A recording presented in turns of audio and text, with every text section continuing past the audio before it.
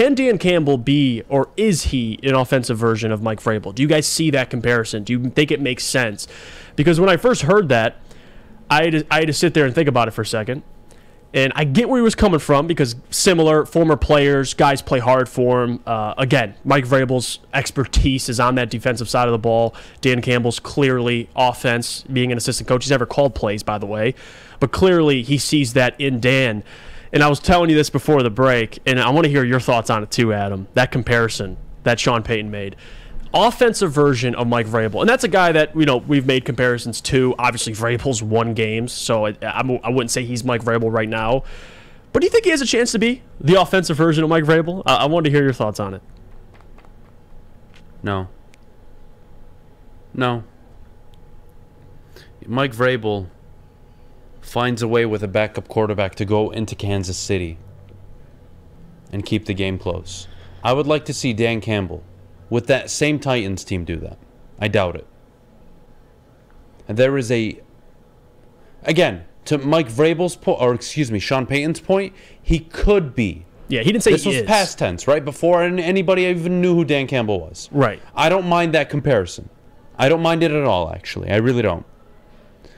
But now that you're 25 games into him being the coach of your football team, you can't sit here with a straight face and tell me that's the offensive-minded version of Mike Vrabel, or that could be the offensive version of Mike Vrabel or Sean McDermott. Stop it. Stop it.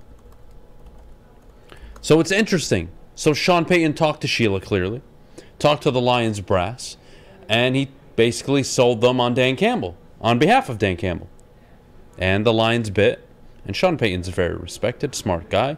I'm sure he thinks the world of Dan Campbell. Hell, I would talk any of you up if you had a job interview somewhere else. And they called me and they asked me about Fish or Jeff. I would say you're the most brilliant, excellent at your job, huge potential, even if I didn't believe it.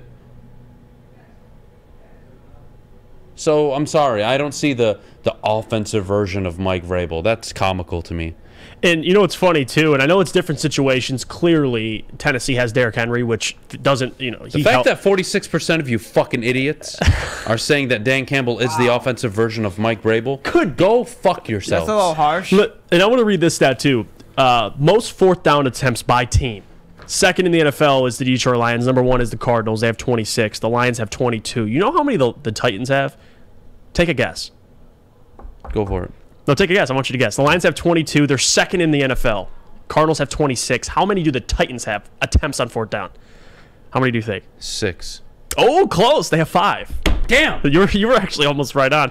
And that's, again, different situations, but still, that kind of tells you the mindset of both coach. Mike Vrabel, a little more conservative.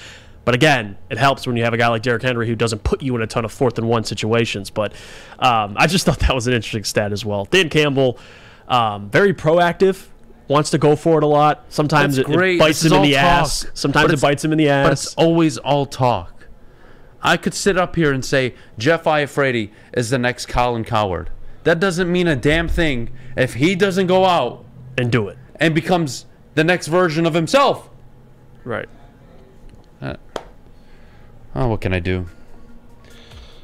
People are fooled easily. Like, I'm sorry. Well, let's see if the chat has updated. Okay, see? Now we're getting somewhere. 65% of you say that no, he isn't. God bless the 65% of you. You have all earned a special place in my heart for not being a complete idiot. It means the world to me. Thank you, all of you.